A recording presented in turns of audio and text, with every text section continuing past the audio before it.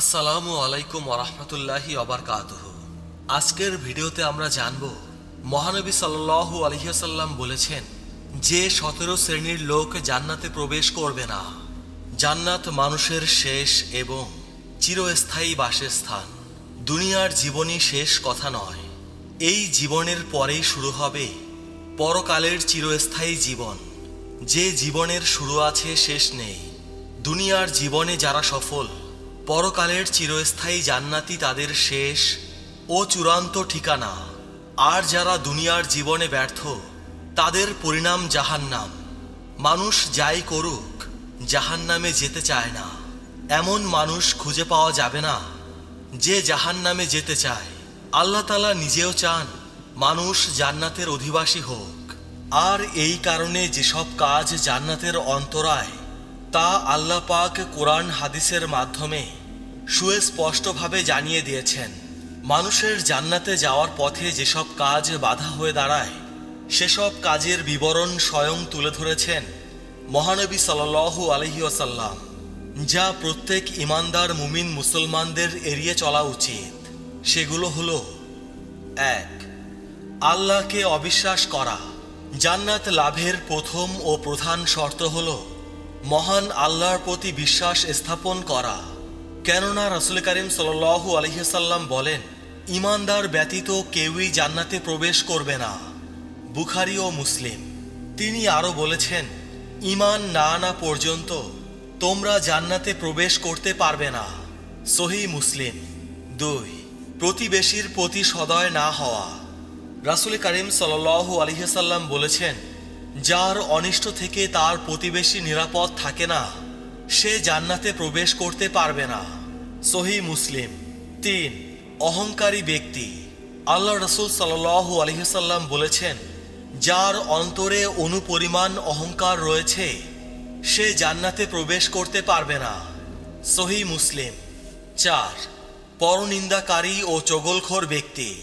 মহানবী সাল্লাল্লাহু আলাইহি ওয়াসাল্লাম বলেছেন, চগলখোর বা পরনিন্দাকারী ব্যক্তি জান্নাতে প্রবেশ করবে না।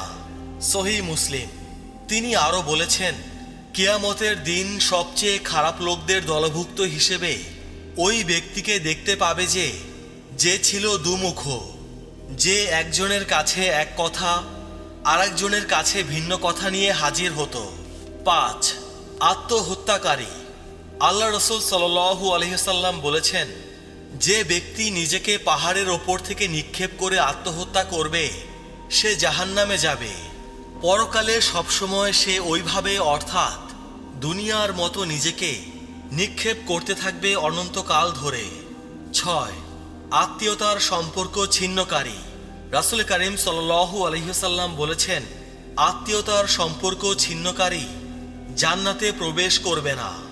সহিহ মুসলিম। 7. হারাম ভক্ষণকারী। রাসূল করিম সাল্লাল্লাহু আলাইহি ওয়াসাল্লাম বলেছেন, হারাম অর্থের মাধ্যমে যে শরীরে মাংস বৃদ্ধি পেয়েছে, তা জান্নাতে প্রবেশ করবে না। অর্থাৎ যে ব্যক্তি হারাম অর্থ ও অবৈধ উপার্জন দ্বারা জীবিকা নির্বাহ করেছে, জাহান্নামের আগুনই তার প্রাপ্য। মিশকাত। 8. উপকার করে খোঁটা দেওয়া। রাসূল করিম সাল্লাল্লাহু আলাইহি ওয়াসাল্লাম বলেছেন, সেই ব্যক্তি জান্নাতে প্রবেশ করবে না যে উপকার করে খোঁটা দেয়। নাসাই। 9. ভাগ্য অস্বীকারী ও অবাধ্য সন্তান। রাসূলুল্লাহ সাল্লাল্লাহু আলাইহি ওয়াসাল্লাম বলেছেন, পিতা মাতার অবাধ্য সন্তান, মদ্যপায়ী এবং তাকদীরের প্রতি অস্বীকারী জান্নাতে প্রবেশ করবে না। 10. জ্যোতিষ, জাদুকর, মাদক তথা নেশাকারী। রাসূলুল্লাহ সাল্লাল্লাহু আলাইহি ওয়াসাল্লাম বলেছেন, 5 শ্রেণীর মানুষ জান্নাতে প্রবেশ করবে না। তারা হলো মদ্যপায়ী, জাদুর বৈধতায় বিশ্বাসী, আত্মীয়তার সম্পর্ক ছিন্নকারী, চগলখোর এবং গণক তথা জ্যোতিষ ব্যক্তি। মুসনাদে আহমদ। 11. ঋণগ্রস্ত ব্যক্তি। রাসূল করিম সাল্লাল্লাহু আলাইহি ওয়াসাল্লামের কাছে কোনো ঋণগ্রস্ত মৃতের লাশ জানাজার জন্য নিয়ে আসা হলে তিনি জিজ্ঞেস করতেন, সে ঋণ পরিশোধের ব্যবস্থা করেছে কিনা। যদি বলা হতো করেছে, তবে রাসূল করিম সাল্লাল্লাহু আলাইহি ওয়াসাল্লাম জানাজা পড়তেন। অন্যথায় সাহাবীদেরকে বলতেন, তোমরা তোমাদের সাথীর জানাজা পড়ে নাও, কিন্তু তিনি নিজে তাতে অংশগ্রহণ করতেন না। সহিহ মুসলিম। অন্য হাদিসে এসেছে, আল্লাহ রাসূল সাল্লাল্লাহু আলাইহি সাল্লাম বলেছেন, ঋণ ছাড়া শহীদের সব গুনাহ ক্ষমা করে দেয়া হবে। সহিহ মুসলিম। 12, পুরুষ বেশধারী নারী ও দায়ুস। আল্লাহ রাসূল সাল্লাল্লাহু আলাইহি সাল্লাম ইরশাদ করেন, 3 শ্রেণীর লোক জান্নাতে প্রবেশ করবে না। তারা হলো পিতা মাতার অবাধ্য সন্তান, দায়ুস এবং পুরুষ বেশধারী নারী। সহিহ জামে। অন্য হাদিসে এসেছে, রাসূল কারীম সাল্লাল্লাহু আলাইহি ওয়াসাল্লাম বলেছেন, যে তার পরিবারের অশ্লীলতা ও কুকর্মকে মেনে নেয়। মুসনাদে আহমদ। 13, ব্যভিচারী মিথ্যাবাদী শাসক, অহংকারী গরিব। আল্লাহ রাসূল সাল্লাল্লাহু আলাইহি ওয়াসাল্লাম বলেছেন, কিয়ামতের দিন আল্লাহ 3 শ্রেণীর লোকের সঙ্গে কথা বলবেন না, তাদেরকে গুনাহ থেকে পবিত্র করবেন না এবং তাদের জন্য রয়েছে যন্ত্রণাদায়ক শাস্তি। তারা হলো বৃদ্ধ ব্যভিচারী, মিথ্যাবাদী শাসক এবং অহংকারী গরিব। সহিহ মুসলিম। 14, কঠোরতা অবলম্বনকারী ও কটুভাষী ব্যক্তি। যে ব্যক্তি মানুষের কাছে এমন বিষয় নিয়ে গর্ব অহংকার করে বেড়ায়, কিন্তু প্রকৃতপক্ষে তা তার কাছে নেই। রাসূল কারীম সাল্লাল্লাহু আলাইহি সাল্লাম বলেন, কঠোর প্রকৃতি ও কটুভাষী লোক জান্নাতে প্রবেশ করবে না, এবং ওই লোকও নয় যে এমন সব বিষয়ে মানুষের কাছে গর্ব অহংকার প্রকাশ করে বেড়ায়, প্রকৃতপক্ষে যা তার কাছে নেই। সহিহ আবু দাউদ।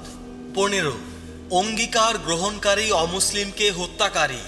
রাসূল কারীম সাল্লাল্লাহু আলাইহি ওয়াসাল্লাম বলেছেন, যে ব্যক্তি মুসলিম সরকারের সঙ্গে চুক্তিবদ্ধ বসবাসকারী কোনো অমুসলিমকে হত্যা করবে, সে জান্নাতের ঘ্রাণও পাবে না, অথচ 40 বছরের পথের দূর থেকে জান্নাতের সুঘ্রাণ পাওয়া যায়। সহিহ বুখারী।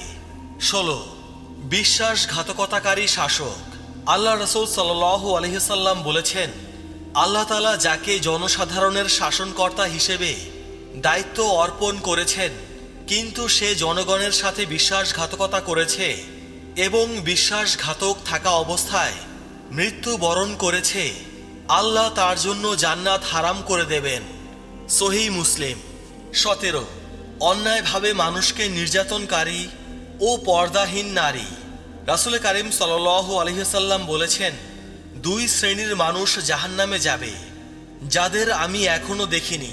তারা হলো এমন কিছু লোক যাদের হাতে থাকবে গরুর লেজের মতো লাঠি, তারা তা দিয়ে জনগণকে মারধর করবে, এবং ওইসব উলঙ্গ অর্ধ উলঙ্গ বেপর্দা নারী যারা নিজেদের চলাফেরায় ও বেশভূষায় মানুষের মনোযোগ আকর্ষণ করবে এবং নিজেরাও অন্য মানুষের প্রতি আকৃষ্ট হবে। তাদের মাথা উটের মতো উঁচু হবে এবং এক পাশে ঝুঁকে থাকা চূড়ার মতো কেশরাশি শোভা পাবে। এইসব নারী জান্নাতে তো যাবেই না, বরং জান্নাতের সুঘ্রাণও পাবে না, অথচ বহুদূর থেকে জান্নাতের সুঘ্রাণ পাওয়া যায়। সহিহ মুসলিম। আল্লাহ তাআলা বলেছেন, তোমরা আল্লাহর রহমত থেকে নিরাশ হয়ো না, নিশ্চয়ই আল্লাহ তাআলা তোমাদের সকল গুনাহ মাফ করে দেবেন। যদিও আমরা এতক্ষণ যে কাজগুলো নিয়ে আলোচনা করলাম সেগুলো সবই কবিরা গুনাহর অন্তর্ভুক্ত।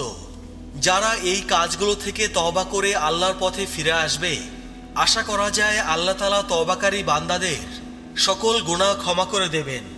এই সকল গুনাহে জড়িত ব্যক্তি যদি এই গুনাহ থেকে ফিরে আসে এবং এর প্রতিকারমূলক কাজ করে এবং পুনরায় এসব গুনাহ না করে যথাযথভাবে তওবা করে, তাহলে আল্লাহ তাদের ক্ষমা করে দেবেন। কেননা মহান রাব্বুল আলামিন তাওবাকারীকে ভালোবাসেন, বান্দাকে ক্ষমা করতেও ভালোবাসেন। আল্লাহ তাআলা নিজ দয়া ও ইনসাফের ভিত্তিতে এদের মধ্যে যাকে খুশি ক্ষমা করে দেবেন, যদি সে শিরক থেকে দূরে থাকে। কেননা আল্লাহ তাআলা বলেন, নিঃসন্দেহে আল্লাহ সেই ব্যক্তিকে ক্ষমা করেন না যে ব্যক্তি তার সাথে শরিক করে। তিনি ক্ষমা করেন এর নিম্ন পর্যায়ের পাপ, যার জন্য তিনি ইচ্ছা করেন। সূরা নিসা আয়াত 48। তাছাড়া রাসূল কারীম সাল্লাল্লাহু আলাইহি ওয়াসাল্লাম বলেছেন, যে ব্যক্তি এমন অবস্থায় মারা গেল, যে জীবিত অবস্থায় ভালো করে জানতো যে আল্লাহ ছাড়া আর কোনো সত্য মাবুদ নেই, সে ব্যক্তি অবশ্যই জান্নাতে প্রবেশ করবে। সহিহ মুসলিম। আবার পরকালের ফয়সালার সময় ঈমান থাকা সত্ত্বেও আল্লাহ তাআলা যাদেরকে ক্ষমা করবেন না, তাদেরকে তিনি জাহান্নামের আগুনে নিক্ষেপ করবেন। পাপের শাস্তি ভোগ করার পর আল্লাহ তাআলা তাদেরকে জান্নাতে প্রবেশ করাবেন।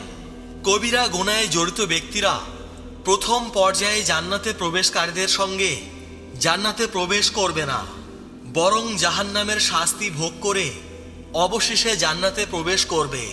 কেননা তাওহীদ পন্থী ব্যক্তি কাফেরদের মতো চিরস্থায়ীভাবে জাহান্নামে অবস্থান করবে না।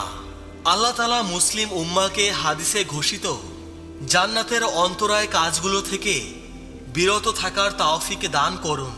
হাদিসের ওপর যথাযথ আমল করার তৌফিক দান করুন। আল্লাহর বিধান যথাযথ বাস্তবায়ন করে জান্নাত লাভের তৌফিক দান করুন। আমিন। প্রিয় মুসলমান ভাই ও বোনেরা, আজকের ভিডিও এ পর্যন্তই। সবাই ভালো থাকবেন। আল্লাহ রাব্বুল আলামিন আমাদের সবাইকে হিদায়াত দান করুন। আমিন।